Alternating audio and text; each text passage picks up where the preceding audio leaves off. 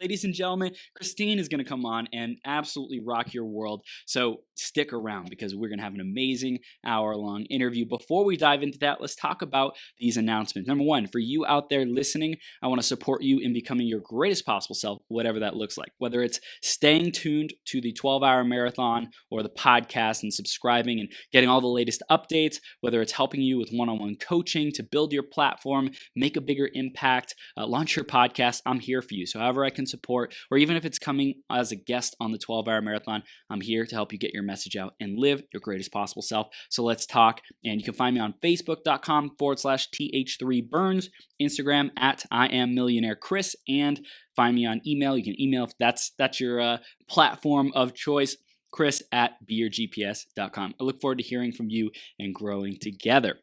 Next up is the iTunes review of the week, and this week's iTunes review is by Jen Hudgens. Jen says, love this podcast. This podcast is so motivating. I love the caliber of guests and the energy Chris brings to the show each and every time. Thanks so much, Jen. I appreciate you. And if you want to give us a review, if you want to stay tuned to the show, go to beyourgps.com/iTunes or search Greatest Possible Self, and you'll find us, and you could subscribe and get all the latest updates.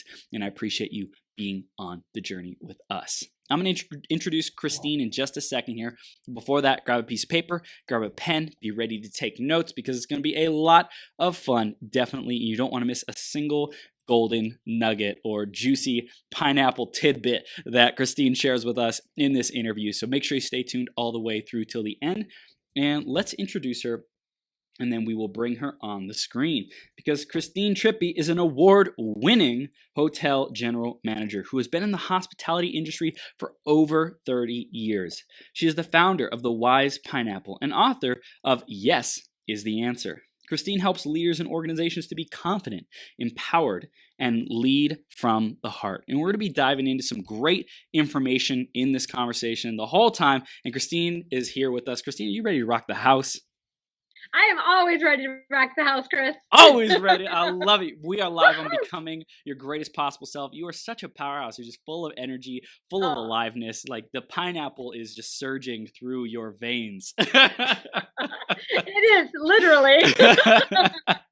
I love it. Well, hey, thanks for being here. I appreciate you. You have tons of experience, your journey, your story. We're going to dive into all of it, Christine. Before that, I want to hear from you, your perspective on this question. Money is blank, okay? And we're asking all the guests, what does that mean to them? What comes up for you? How has this impacted your life when you hear money is blank? Wow, that's a great question. And first of all, I'm so excited to be here, Chris. You are rocking. I don't know how you manage these 12-hour marathons. I've been watching you all day, and man, I thought I had a lot of energy. Man, you, sir, bring the energy. Thank you. So that's awesome. I'm so excited to be here. Yes. So as far as money goes, that's so interesting that you say that. I know I have all the wrong answers for this question. I'm really not money and financially motivated. However, I do know that you need to make money in order to do the things that you need to do in life. Not just have a roof over your head and whatnot, but the more you can generate, whether it's for a charity or for your family to send your kids to college. I know all that's super important, and to make a good living and put yourself in a certain standing is great. But I am truly not financially motivated. I mean, to some degree, I know we all are. Right. But when it comes to what I do for a living, and from the very beginning of my career, it's never been about the financial aspect of it, but it's about making a difference. Yeah. However, I know that you need to bring home the Benjamins in order and in business, be using money smart and being productive to run a business and be able to be there for others.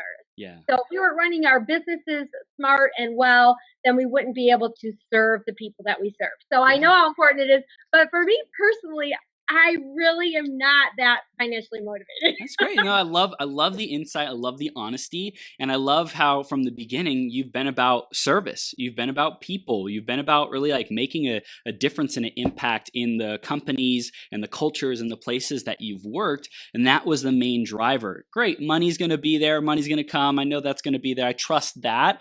And my focus, primary intention is the people. And I'm really getting that from you. I love that. It's like a really pure place to come from, Christine. And it's true. It's that's where it comes from. Yeah, that's beautiful. So I want to dive more into your professional stand for human beings. You wrote a book. Tell us more about this pineapple. You got so much going on. Tell us more. I do.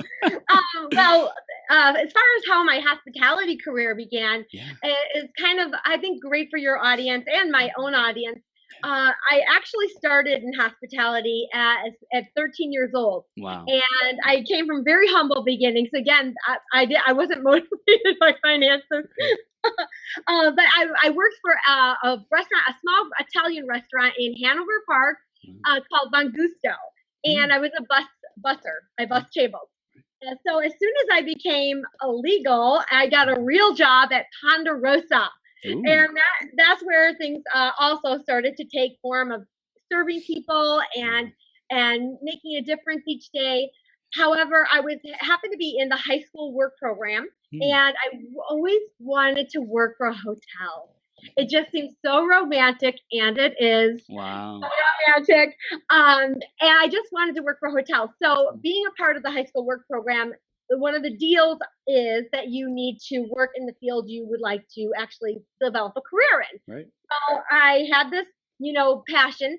And so I decided I was going to apply for a hotel position. So I applied at the Red Roof Inn, and I applied at the Hampton Inn in Schaumburg. I don't know if anyone's from the Chicagoland area. These are Chicagoland areas. I also applied at Pizza Hut. Wow. And I never heard back from Red Roof Inn. So sad for them. They really missed out. They missed out. However, I immediately heard back from Pizza Hut, and I knew that I would nail that job. I was already, 4 years in with restaurants and serving people in that aspect. However, I just had this in my heart. I just wanted to work at a hotel. So the Hampton Inn called me, and they offered me a position to be a van driver / laundry girl. Wow. Now, I'm totally fine with all of that. However, I want to let you know that at the time I was 17. I had just gotten my license not too long before that. I had never driven on an expressway. And in order to be the van driver, you'd have to get a B license and drive an 18-passenger van. Dang. And hot damn tamale, man, Chris, my heart just sunk, my stomach just sunk. I was like, how am I going to put people's lives in my hands? But I wanted it so badly. So I said yes. Yes is the answer. That is. Yes, and so I said yes, and I took the position. And from that moment on, and I wasn't even really aware of what I was doing at the time, but it's been the lesson my entire life that when you have an opportunity before you, if it scares the hell out of you, that's the right opportunity. Yeah. And I can't imagine where I would be right now if I had taken the Pizza Hut job, the comfortable option in that scenario. I knew I could do that easy without even thinking about it with my eyes closed. However, I just had that drive, but even though it scared the hell out of me, I did it. Went for it. Right, went for it. So from there, I was again 17 years old. I started. They quickly saw that I was my talents were being wasted in the laundry room and in the van. And I moved to the front desk and supervisor role and whatnot. And it was only a year later, when I was 18, that I was opening up my own Hampton Inn for this management company as the assistant general manager. So that's how my career began. And again, it was probably the best lesson of my entire life about choosing that scary option. If you've got options before you, don't let the anxiety of the unknown and the uncertain scare you. Know that that's sign to take it. Wow, I love You it. never want a job where you know you can do it easily because Right. there's no learning curve, there's no growth there. Mm. So that And was such some a massive lesson some to people have. play it safe though, and they stay in that fear and that anxiety for years, decades, sometimes even their entire life. So I really acknowledge you for diving in, Christine, and just like going after your passion and what was important to you and taking the leap. And you started to see after that, I'm sure, that saying yes was like a pattern in your life to really like teach that to other people, to your employees, your staff, when you were doing consulting and trainings and things like that. Like you taught that, right? Absolutely. And again, when I was in the moment at 17, I didn't really realize that, but it did quickly come because I moved fast and hard. So my career just went in this trajectory. That's right. I was 18 and I thought at that time, again, I was in the work program in high school when I had started.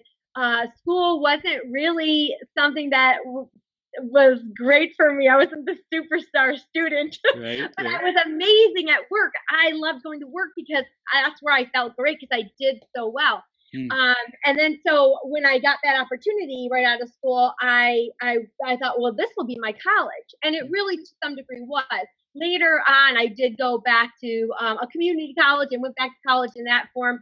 But that really was my stepping stone and my beginning of that learning journey for me. That's incredible. So, what were the biggest lessons that you learned from opening up the first it was Hampton Inn, right? Like that was the what you opened up as the assistant general manager. And tell us a little bit more about your growth after that. Some of the big milestones, biggest lessons that you picked up along the way. Oh, perfect. Well,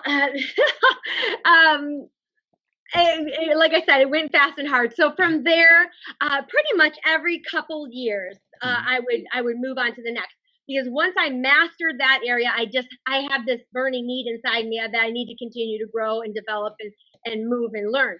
So the next step, I went to the Crown Plaza, I went to the Hilton, I worked at the Marriott, I did many different things from catering to sales to front office to revenue, all of the different disciplines. So again, fast and hard.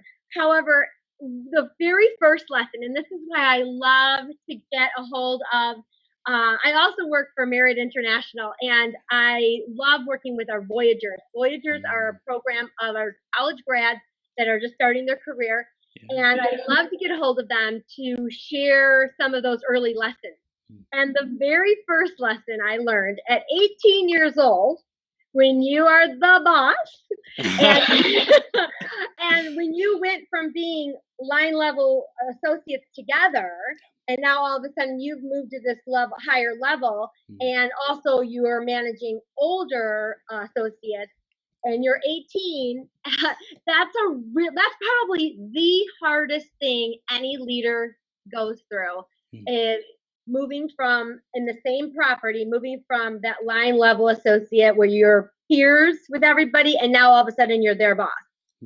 So that's a really challenging opportunity. So I love, one of my favorite things to coach on is coaching and how to respectfully coach others so that you don't feel like you're always telling them what they're doing wrong. Right. So that was my first lesson, because I had a lot of years to learn how to do that right.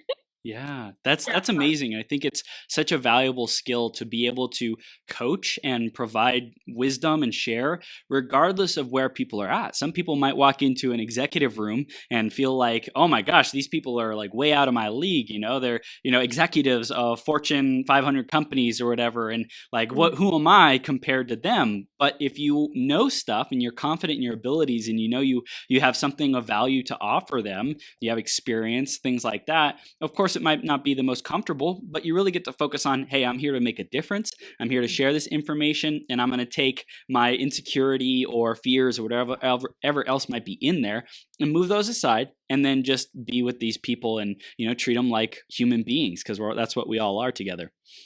Absolutely. Yeah. Absolutely. And it was a long journey to learn all of that. Oh my gosh. And that's why I love to share it with my newbies early so that they can start their career with that and not have to struggle as much. Yeah. So this is incredible. And at what point did you say, I need to get this training, this wisdom, everything that I've been doing kind of for companies in a private sort of way and behind closed doors, and for people who hired me, consultants, whatever, as a career, and shift it to, I want to make this information available more publicly, more for social media, more for people who buy the book and different things like that. When did that really become a big decision for you?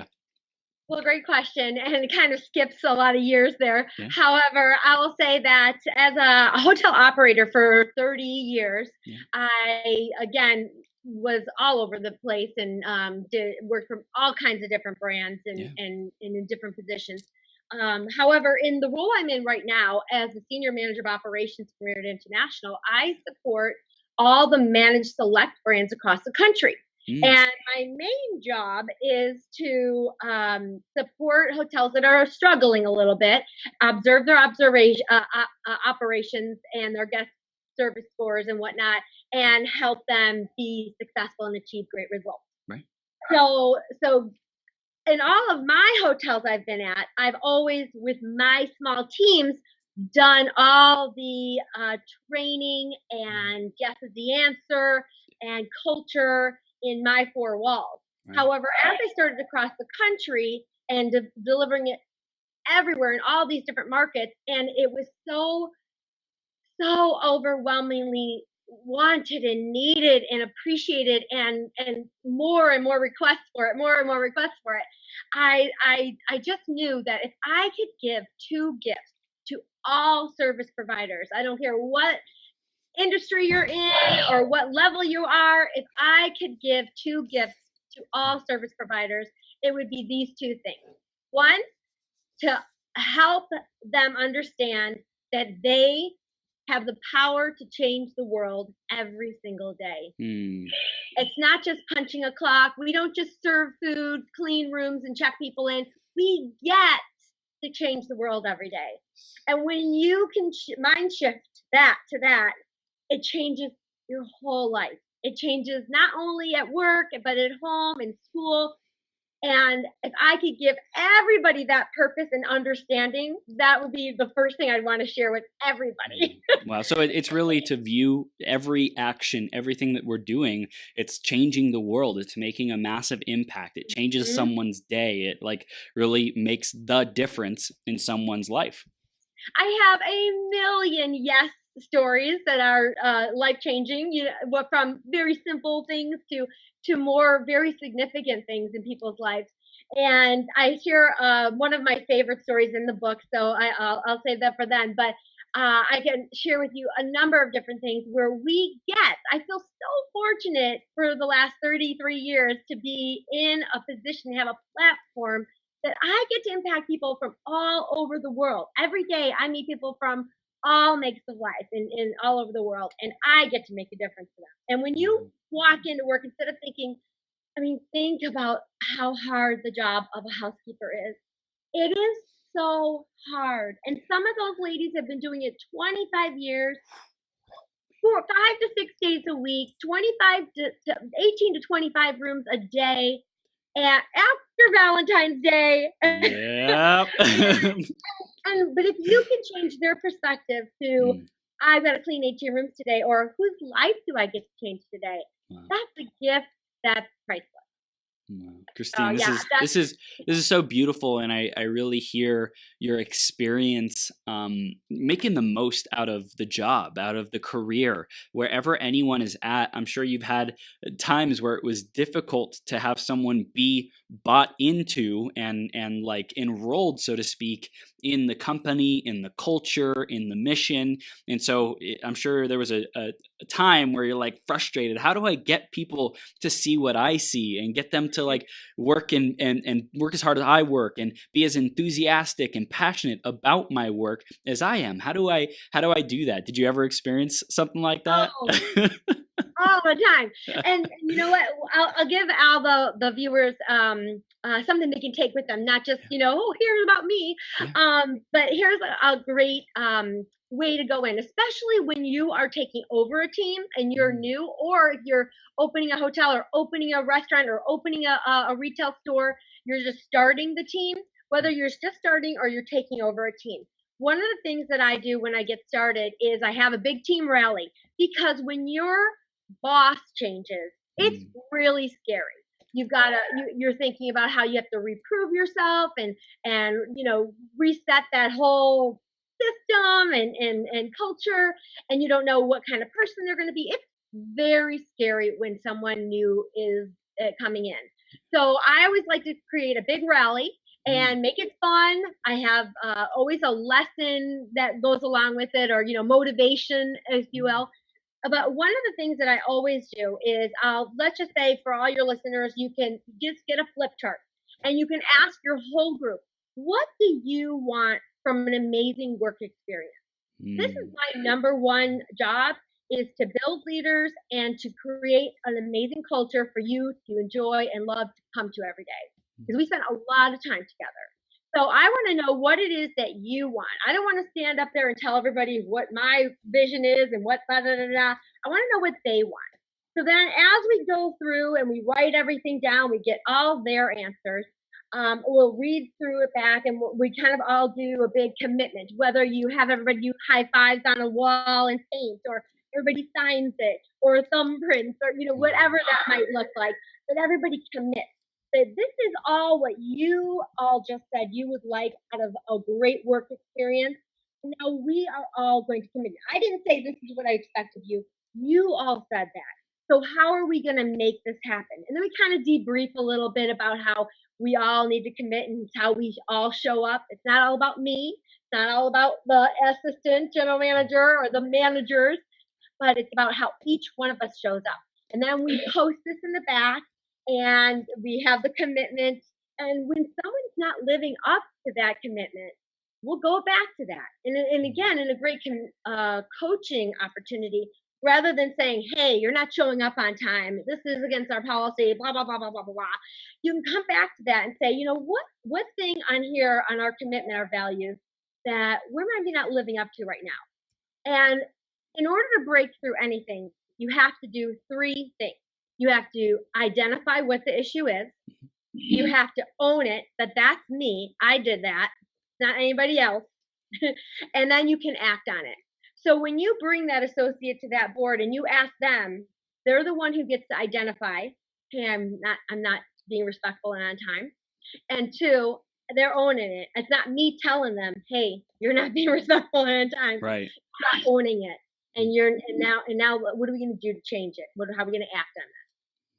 That's good. That is a great formula, because like it's really with anything. You first have to be aware. You have to identify something that's not working as well as you'd like it to. Whether this applies to any area of life, whether it's your health and wellness, whether it's your career, whether it's finances, relationships. You first have to identify that something isn't the way that you like it to. And I love how you first started with brainstorming about like, what are the values that we really want to stand for? What do we want this experience to be like? It's like setting there's a code of conduct kind of thing, like how do we want to show up, what's the culture that we want, but not just in business. You could do it in your finances, your relationships, your career, wherever. And I think it's valuable to say, what's the issue? You get to own it. You get to be responsible. Hey, I take responsibility for the part that I contributed to making this the way that it is, or bringing in the energy or the approach or the actions or behaviors that didn't contribute to it. And then, okay, what's the new solution? How do we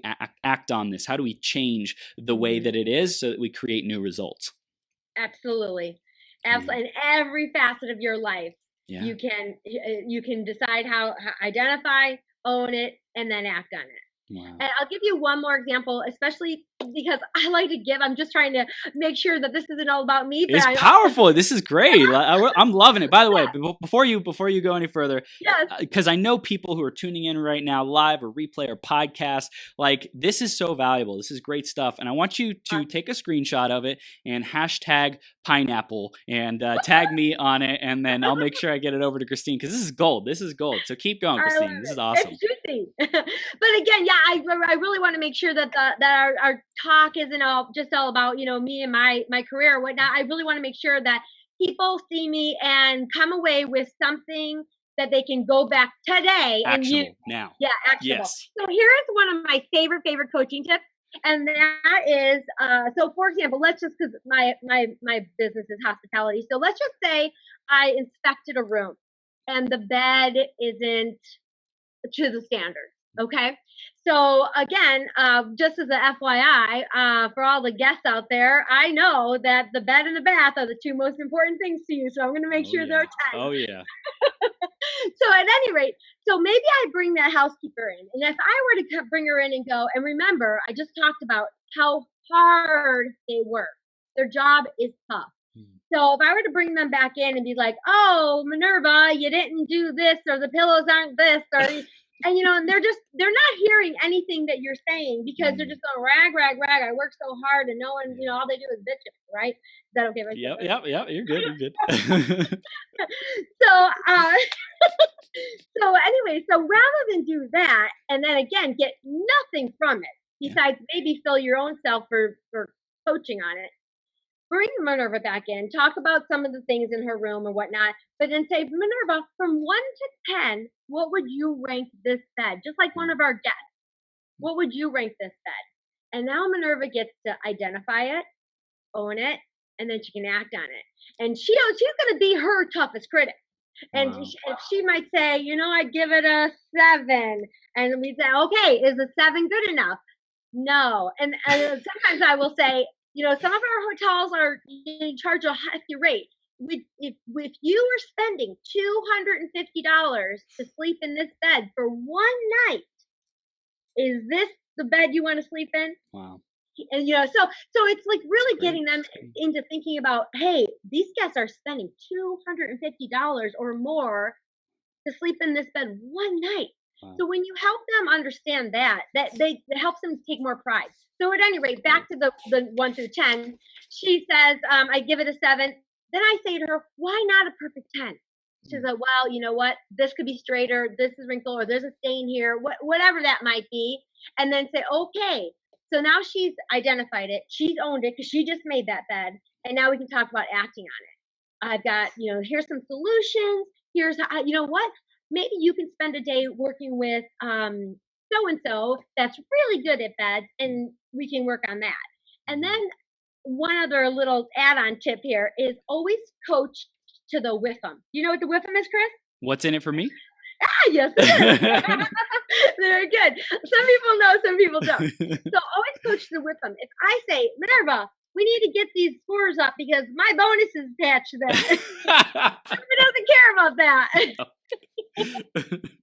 Right. So talk about the WIFM. What's in it for them? Say, Minerva, I know that you're working on getting that gift card incentive at the end of the month. Let me show you a couple tips that help you get the inspection scores you need to get that card. Now Minerva's going to be more interested in that. So just to recap. Bring it. This is great. This is so great. In order to break through anything, and especially to coach others, help them break through by identifying, by owning it, and then they can help them act on it. Share with how they can do it better. Coach by the 1 through 10 method, letting them rank their work, and again, identify, own, and act. And then always coach to the WIFM. Not what's in it for you or what everybody else needs, but what's in it for that person standing in front of you. Whether it's growth, whether it's opportunity, whether it's a bonus, whether it's just pride in their work, always speak to what's important to the person standing in front of you. Wow. And it also, I'm sure, takes some level of rapport and knowing what's important to them. So if you just try to blanket statement, oh, everyone wants a raise. Oh, everyone wants to be celebrated for doing a good job. That may or may not be true, but everyone has different preferences. Everyone has like unique tendencies and things that are important to them and to be celebrated and acknowledged. And, family might be really important for someone. The finances might be for someone else, just integrity, personal integrity, and doing a good job. So it really takes knowing who you're talking to as well and investing the time to do that. But I love this. I love that it's really practical. The 1 to 10, it's like giving them the power for self self-evaluation, because someone's not always going to be there. You as a leader or a boss or a manager or whatever might not always be there. So if they can get in the habit of, how would I rate this deliverable? How would I rate this room? How would I rate this product, this service, this delivery? What would I give myself? And that's a great, just automatic habit to instill into somebody, but they won't learn it unless someone shows them how to do it themselves. And gets them to identify it. Yeah. If you're the one just always telling them, they're thinking, rag, and you're crazy, and you know that's great. But when you get them to identify it, everything changes. Yeah, yeah. Wow, I love it. So this is great, super practical, valuable. I love it, Christine. Now I want to talk about, because I don't think you've really dove into it yet. When did you say I'm meant to write a book? I'm meant to take this wisdom that I've cultivated, all this beautiful experience, and working in many different hotels and you know all around the world. When did you say, I want to get this out in a new medium and take what I've learned and really make a bigger difference with it? Well, honestly, I've always probably had this in the back of my head, but truly, coming from a very humble beginning and whatnot, and coming from a small town and things like that, I didn't think a lot of things were actually like possible for me, because that's what other big people can do, you know? Right. So it took a long time, but there was part of me that I love to read. I always call it my college in a car. I'm listening to books on tape. I'm reading books.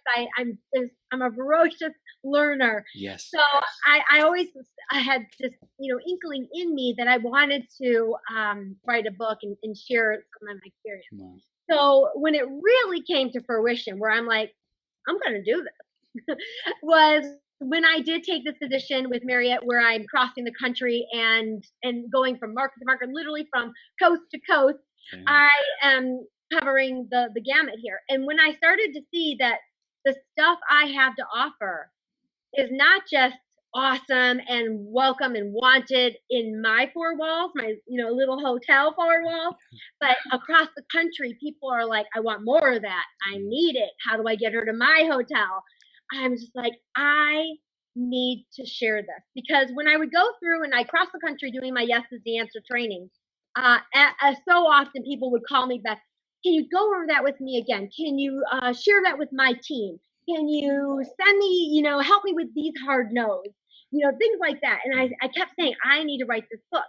So when I took this position, and just a little side note here, being a general manager of a hotel is all encompassing. So it takes a lot of extra time to write books and stuff when I'm with a general manager. And now in this role, I'm in the airport a lot. I'm on airplanes a lot. And I decided every time I'm on an airplane, I'm going to start writing this book. That's right.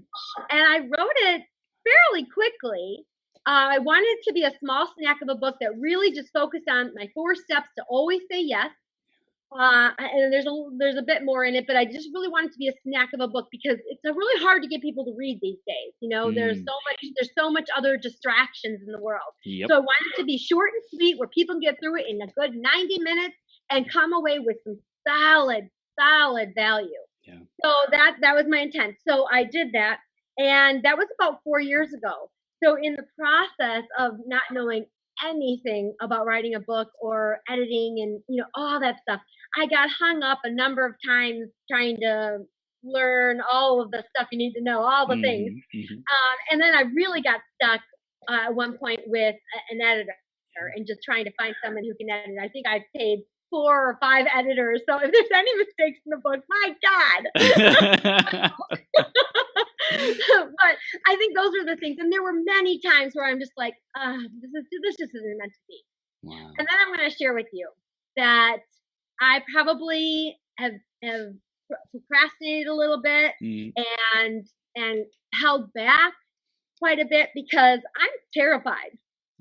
I mean, it's one thing to have. I have about 4,000 followers on a private group of hospitality people. I am out there on LinkedIn. I'm out there on those social platforms. Yeah. However, I can block and delete anybody when I want. I am terrified about putting myself out there this brand and being open to trolls or bad reviews Yep. or, Yep. and I'm going to tell you what was my breakthrough. I'm sure you know Brene Brown. Yep. Okay, listening to Brene Brown's story about Teddy Roosevelt's speech to the arena, and about how she did that TED Talk and it went viral, and then she read the comments and saw just the awfulness of humanity. Yep. And how she just sunk, and she wanted to give up and go away and all of that, and then she heard Teddy Roosevelt's speech, and it's an amazing story. You should watch her special on Netflix. It's great. or It's just great. Google her TED Talk. But when she said, after listening to that story, she said that from this day forward, if you are not standing in the arena with me, putting yourself out there, your opinion doesn't count. Wow. And for me, she'll say that there was life before that quote, or not quote, but story, and there was life after that. And not that I'm not scared, but every day I wake up and I choose courage over comfort because of Brene's message, and so many messages I've gotten over the years. But really, that was the one that I think made me. I just needed to hear it in a different way. And I said, you know what? What's the worst that can happen? Oh my gosh, this is incredible. I love that you mentioned that this has kind of been a desire for you your entire life. You kind of had this within you, and I think it's cool because some people like have it within them and some people don't, and it like develops over time. But it's a lot of fun to hear people's lifelong journey of bringing it into reality. And you got this inkling saying, okay, now is the time to start putting together in airports and just writing when I can, and then sending it off to the editors, and like just encountering resistance and challenges and difficulties and opportunities to remember like how committed are you, how dedicated, how disciplined, how willing are you to get this thing to completion. I think it's like the birthing process of anything, any great creation, whether it's a kid or a book or a company or whatever else it might be. Like there's a process to that.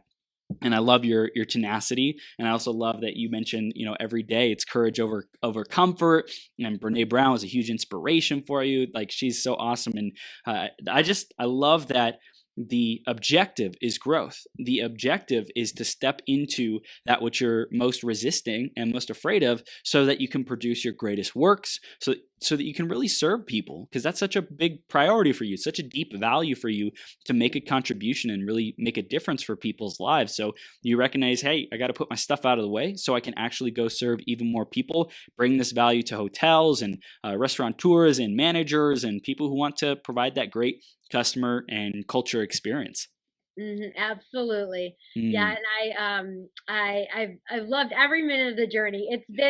It's been hard, but whether it's writing a book, whether it's posting for a new position, whether it's having a critical conversation, every day, that's what helps me, is saying I'm choosing courage over comfort, and I step outside that zone. And again, right back to the very first lesson I learned in my professional life of choosing the Hampton Inn over Pizza Hut. It's choosing courage over comfort. Wow. It's always been there.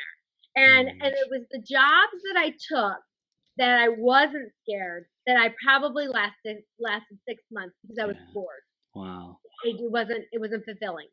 Right. Yeah. Oh my gosh. So when did pineapple become your thing? When did that happen? Oh, that is so awesome. So it started very organically. So in this position I'm in right now, where I cross the country, I knew that I would see so many amazing things and best practices from all the awesome leaders out there. So I wanted to start a platform where I can share new things I'm learning, new things I'm seeing, my traveling experiences, stuff like that. So I started a Facebook group, and I just really invited a few of my main peers that I had worked with as a general manager here in the Chicagoland area. And then as I would visit a hotel, I'd say, you know what, you can follow me on the Wise Pineapple. I called it the Wise Pineapple. and join with me, and learn. Every day, my mission for the group was to every day share positive energy and hotel know-how from the road. And I'll let you know a little secret. I really wanted to call it the Pineapple Express because because I would be out there on the road on the express and all of that. And but then the movie, and it's all about in the weeds. Yeah. So I couldn't do not the brand you want. I wanted. So I came up with the wise pineapple because if you might not know this, Chris, that the symbol of hospitality is a pineapple. Did you know that? I didn't know that. Okay, well, there you go. So the symbol of hospitality is a pineapple, and we're all smart hospitaliers. So that's why I decided to call it the wise pineapple, because we're all smart hospitaliers. Wow. And then thinking about always seeing that little quote. The quote is, "Be a pineapple, stand tall, wear a crown, and be sweet on the inside." And I just loved that, and I love pineapples. If I did a scan of my room right now, you'd see pineapples everywhere. And I thought, I just love that. How do I blend that to what I do?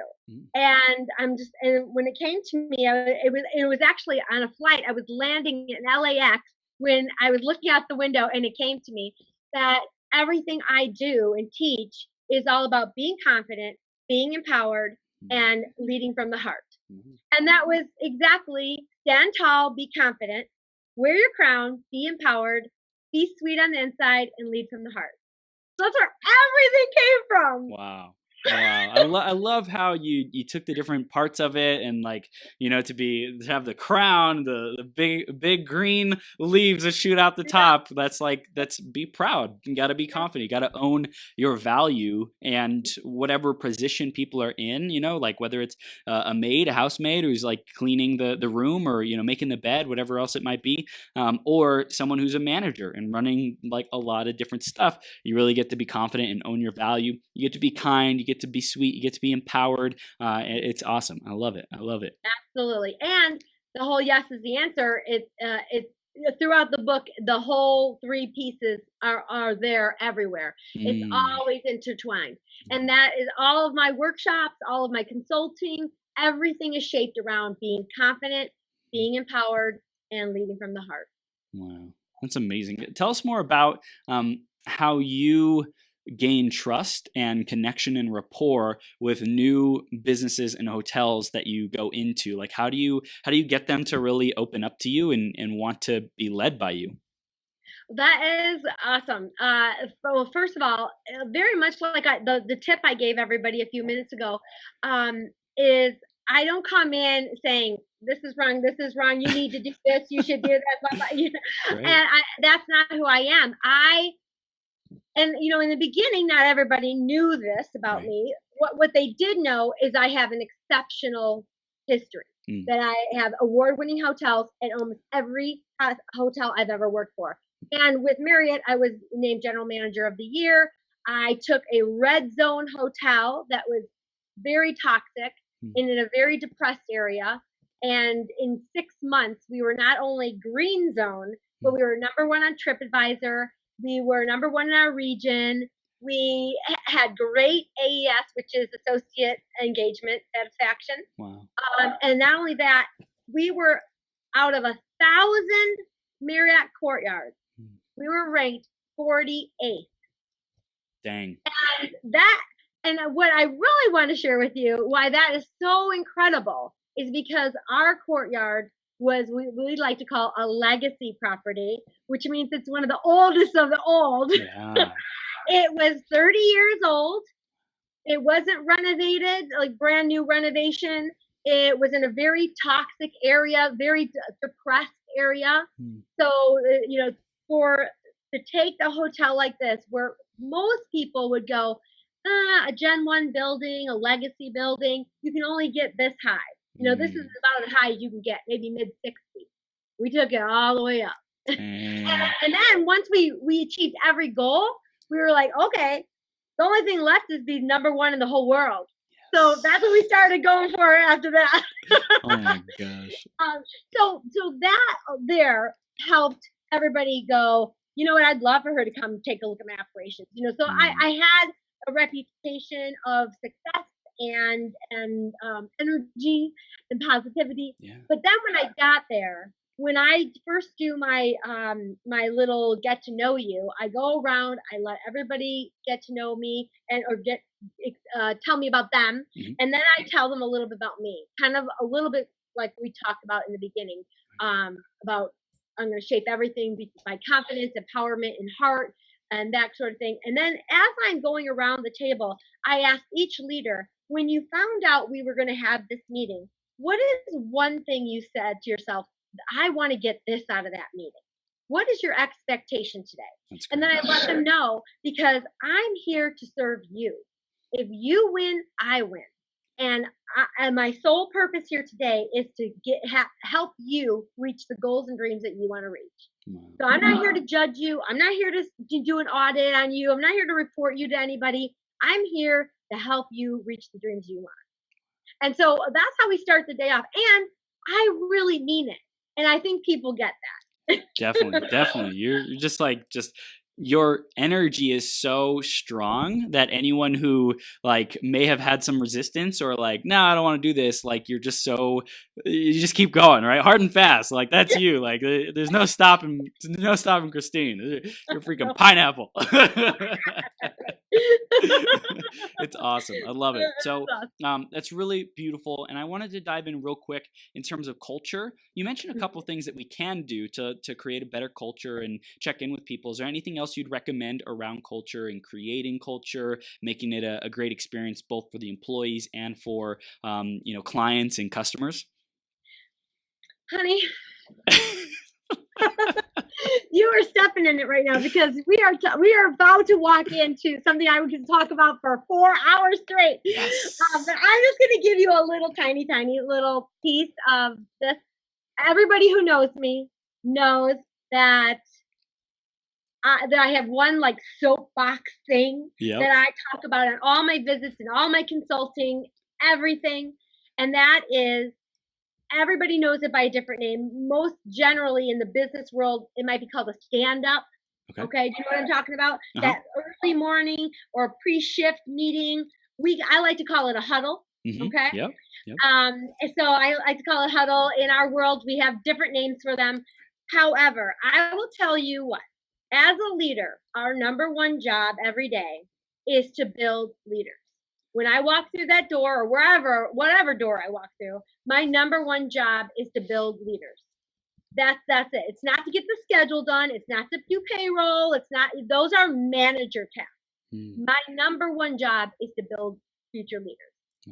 So that's what my priority is each day I walk in.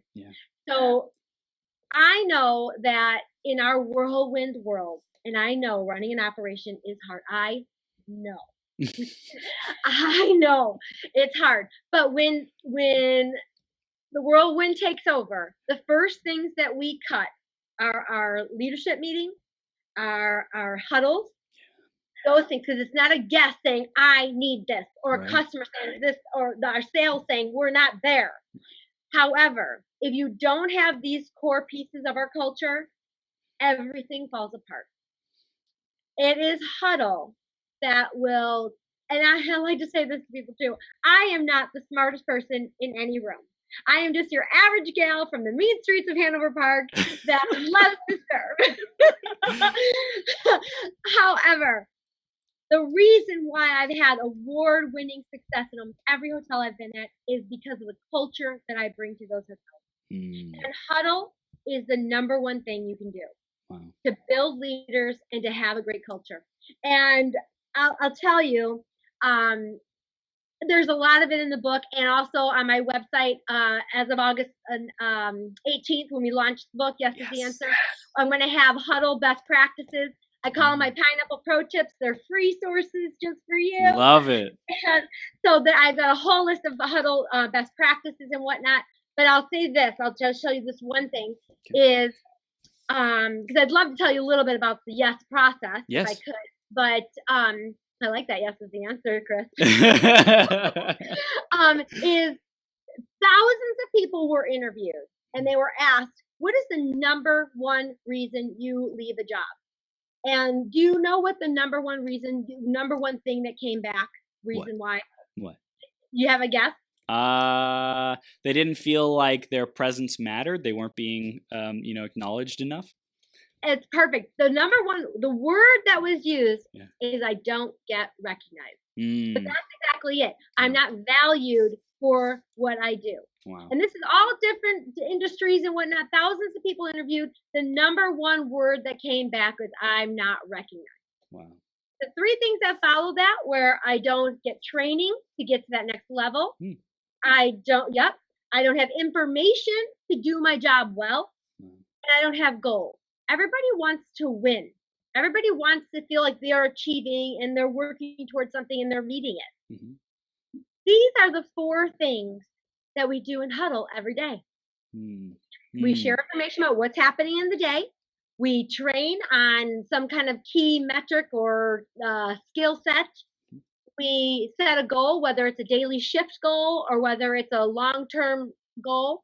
And then the last thing we should do is recognize our team, and not just the leaders, but if everybody is focused and you do this every day, where at the last thing you do is your shout outs. I always say, okay, who's got a shout out? Then what happens is you start to see that this is what's going to happen every day. And now you go into your day looking for good things people are doing to bring it back to Huddle the next day. Wow. It's just like writing a gratefulness journal where you know you're going to have to think of something. So all day long, you look for something to write tomorrow. Yeah. Yep. So if you're doing this every day, informing, training, setting goals, and recognizing, I promise you, your results are going to change. Wow. This is gold. Christine, this is amazing. So diving real quick into the the yes formula. Tell us about that. What do we need to know? Okay. Well, I won't go into all. I want to share, though, that it's 4 simple steps. And there's not a long story, but there's a little story in the book of how it all came to be. And it was about one of my failures, how I came in to one of my teams and we had this big rally and we said, yes is the answer. What is the question? It was our new motto.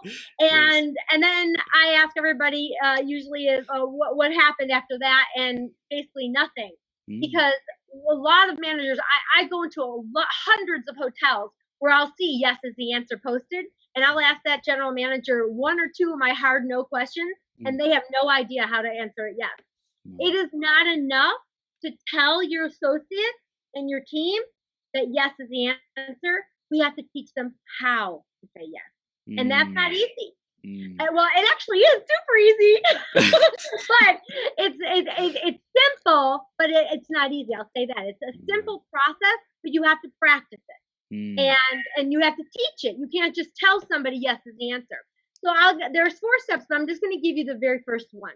So the very first step is to make friends first. Okay. And it sounds ridiculously simple, like duh, make friends first.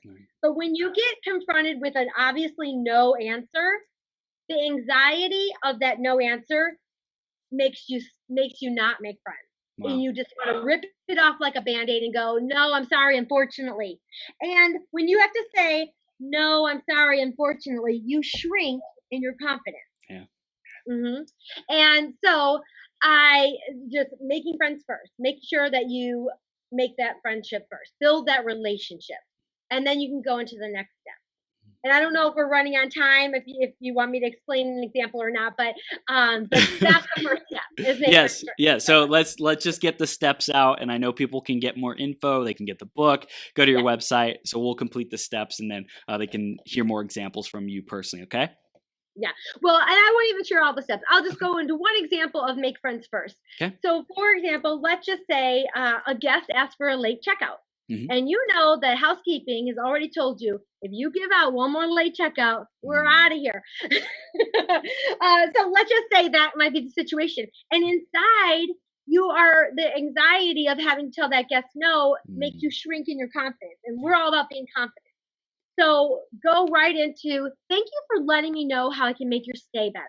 Immediately when you take that breath and make friends first, that person, you're already building a relationship, and that person on the other line, on the other side, knows that you are leading from the heart and really want to help them.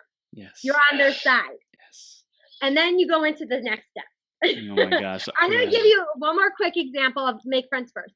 You can use this in your personal life as well. Let's just say your daughter comes down and says, hey, Mom, I need the car on Saturday night.